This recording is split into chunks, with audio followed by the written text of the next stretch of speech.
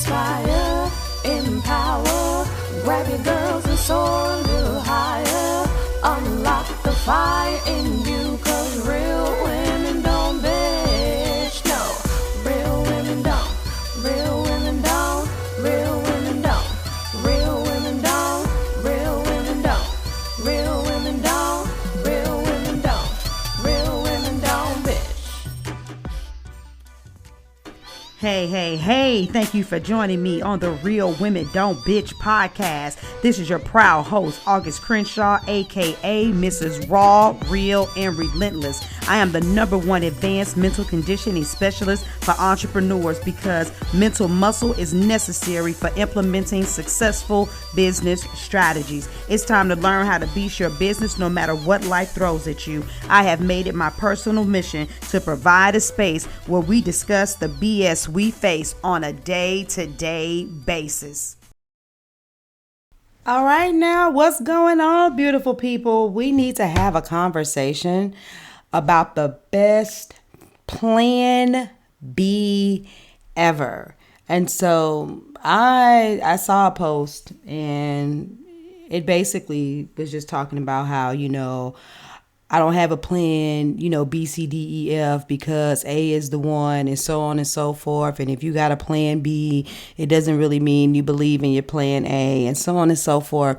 And what I realized is that people will take quotes and put the wrong connotation behind them. And so, while you're out there beasting your business, you're like, the only thing I can do is just beast my business. I got to beast my business. And if I can't make it with my business alone, then, I'm not being serious. I'm not real. I can't, put any of my attention into anything else because I won't be giving, my business or my plan A all that it deserves. And I'm setting myself up for failure.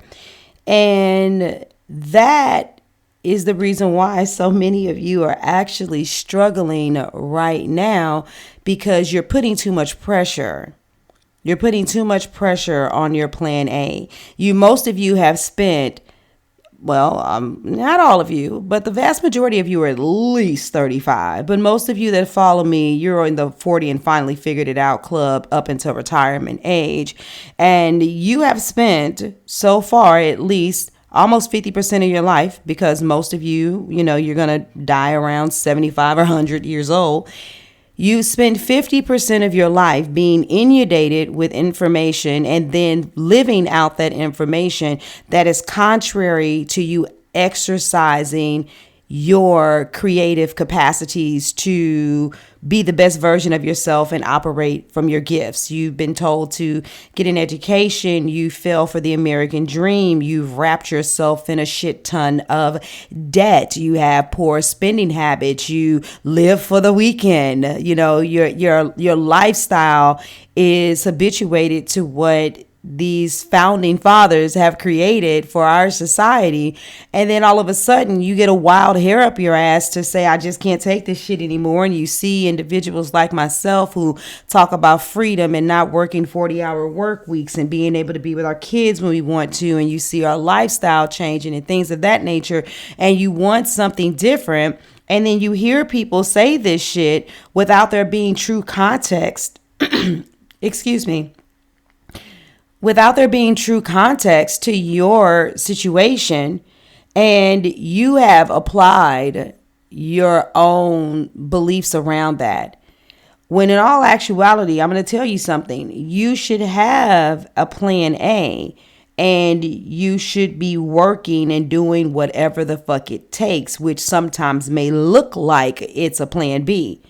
Now, let me explain. Like, at the end of the day, you call it your plan A, right? Your entrepreneurial endeavor is your plan A, but technically your job is your plan A, because that's what you invested in, your education, your career. Even if you don't have the degrees, you finally found the company, moving up the career ladder, and that has created, like I said, your debt, your lifestyle, and all of that stuff, because you were in that realm of thought.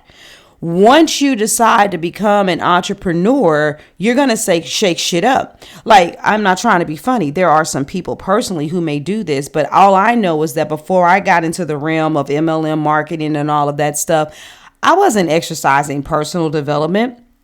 It wasn't until I got into this arena that I was looking at, oh yeah, I need someone to be my coach. And I'm creating expenses that are more than my car note, or even sometimes have been more than my rent or more than my mortgage.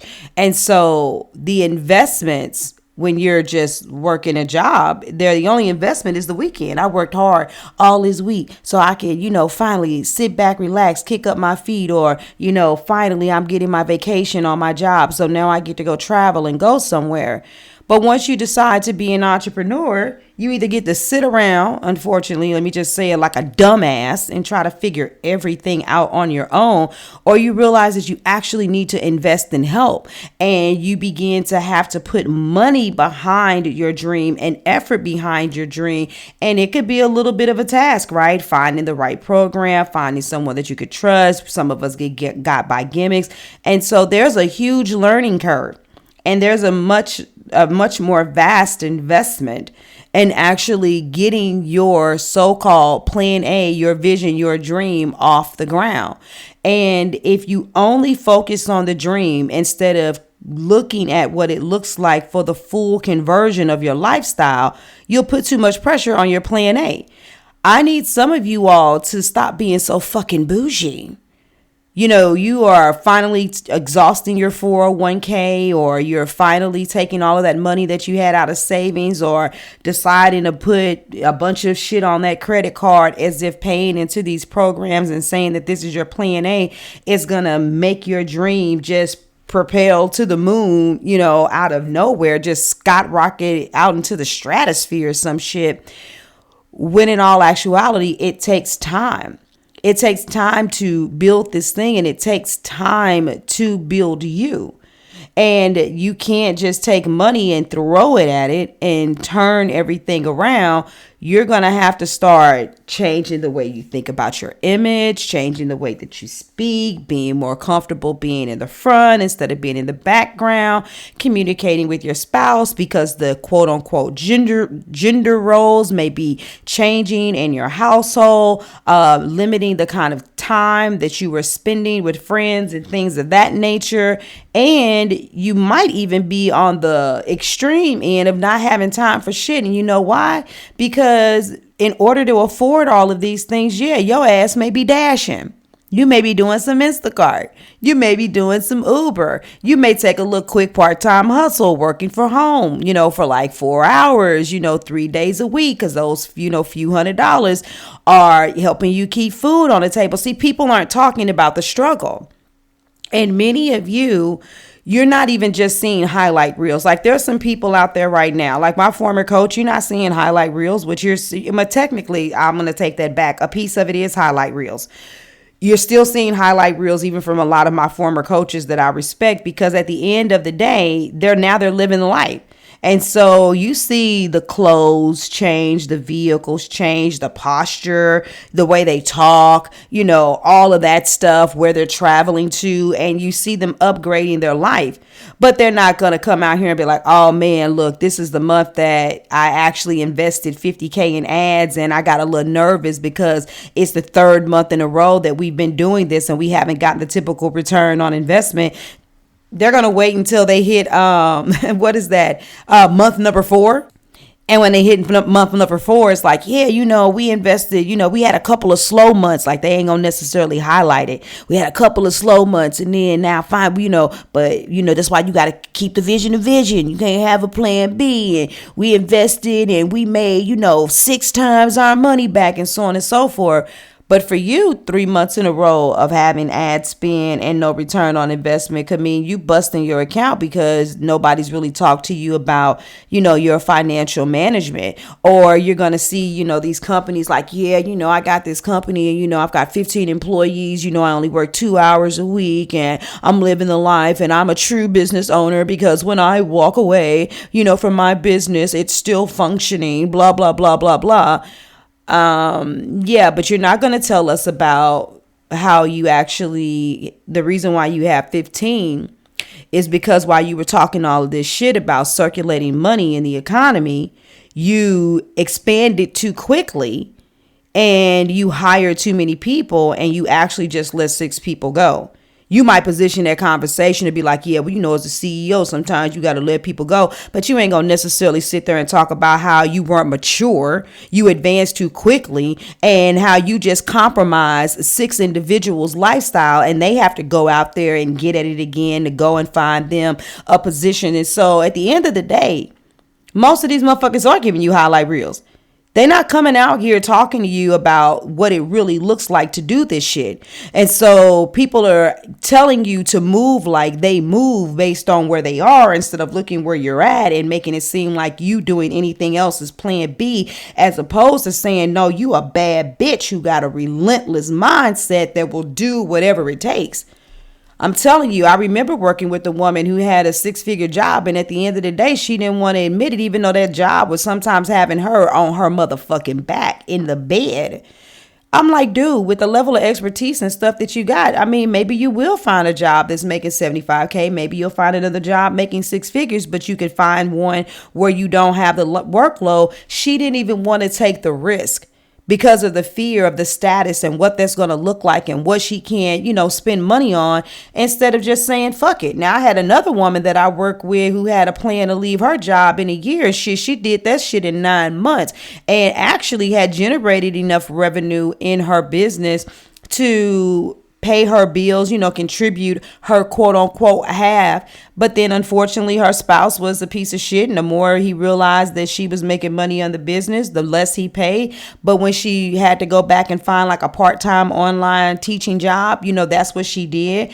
And that same person, I remember when she was barely getting paid $2,500 a gig to speak. Whereas now people come to her knowing that they need to have 5 figures to ask her to come to speak, and they need to pay for airfare and things of that nature. But she did whatever the fuck it took. She wasn't like, oh, I'm not going to do this because I'm just going to depend and rely on my business. That's not what it means. And some of you, what you don't know is that some of us, we get into these places. I was having a conversation with another sister that I'm with, and, you know, she had been heavily investing. And if it wasn't for heavily investing, this wasn't right when COVID hit. This was actually after COVID was a little bit beyond. I mean, her husband had got sick and they were supposed to allow him to have the 14-day recuperation, and they fired him during that time. And then after that, I mean, all the applications and all of the job seeking, he couldn't find anything, and they began to exhaust the money that was saved. Well, she was able to be grateful that at least that money had been invested and had recouped, you know, had grown, but that money was actually for something else. It was for some, you know, for some land.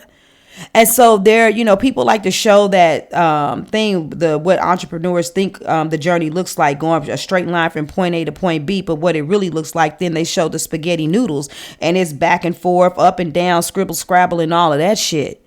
So you saying I have a plan A and no plan B, and I won't do shit else but work my business, and I'm too good because ain't nobody finna fucking see me deliver no food, or I can't get a part-time job because motherfuckers gonna be looking at me like, what about your little business? That's because you ignorant enough to think you're gonna go in a straight line from point A to point B. There's a reason why the podcast is called Real Women Don't Bitch, is because you've got to do whatever you got to do. And I'm telling you, you guys better start doing that shit now. Like, go ahead. You know, why you think they call it getting it out of the mud? You know what I'm saying? Because it's down and dirty up in this bitch in order for you to get your dream to come to fucking pass. And so some of you may even have a flourishing business, but you may say, you know what? I want my business income to look a certain way because I'm building business credit, and I don't want it to look like as fast as I'm making the money that the only thing I do is pay myself a huge ass salary out of my business. And if you have created a business where you don't have to work that much and you're generating an adequate amount of revenue, you may still be working that part-time job, not because you don't believe in your business, but because when you do things or apply for credit on a personal side, you just want it to come from that personal revenue. Or maybe because the business is enough, you do have enough to pay yourself in the business, but that still you doing what you're doing with the bills. But the part-time job may be the money where you're compounding it in different, whatever you're investing in is becoming compounded, because right now your business isn't making enough money to be your retirement plan and contribute to your surviving, let alone your fucking lifestyle that you want to create. So you guys are going to have to stop talking to these coaches that are just telling you this pie in the sky shit. Because when the shit hits the fan and you're suffering, then you're going, you know what a lot of them do? They be like, yeah, well, you know, I told you to do this, you didn't do that. And they try to point the finger at you. When I point the finger at my clients, I can do that. And you want to know why? Because I've done everything. I've challenged them and they be like, no, and this, not that. And I'm like, hey, I'm putting this stuff out there because my responsibility is to ask the challenging questions and to make you think and to help you properly prepare for whatever the fuck comes down at the end. It comes at the end of the road. So let's stop even having a conversation about a plan A or plan B. Let's just start talking about what do I have to do? Real women don't bitch. We get shit done. What do you have to do in order to get what it is that you want? Write the vision down and make it plain. That way you can make you can make the proper choices and say, I will do this or I won't do that. And this looks like this and that looks like that, because y'all, this journey, it ain't no crystal stair. All right. So at the end of the day, if you want to work with a coach who's going to get all up and down, inside and out of your business and your mindset and get you on the path to success, then by all means, holler at your girl. Head on over to augustcrenshaw.com. Look at the case study, because most of you do have a weakness with marketing and sales. And so when I talk about you needing to master marketing and your live video and your sales muscles, but that ain't all I do, baby. That's just some of the key elements. And so you need to listen to me and see where I stand and what my methodologies are. And let's see what the future holds for us, okay? So I love you all. Deuces. Thank you for joining me today. Remember to cultivate a mindset that is biased towards taking action. No bitching, whining, or complaining. Here, our mantra is, real women don't bitch, we get shit done. See you next week as I continue to bring you what you need to keep your head in the game and beast your business. Don't forget to hit subscribe and leave us a 5-star review. Would you like a specific topic covered? Have a question you would like answered live? Then head on over to realwomendon'tbitchpodcast.com. Subscribe to my email list, hit me up, and I got you. Interested in being a guest speaker? You walk the walk? Then you can sign up on the website too. This is your #1 advanced mental conditioning specialist for entrepreneurs, Mrs. Raw, Real, and Relentless. Signing out. Deuces.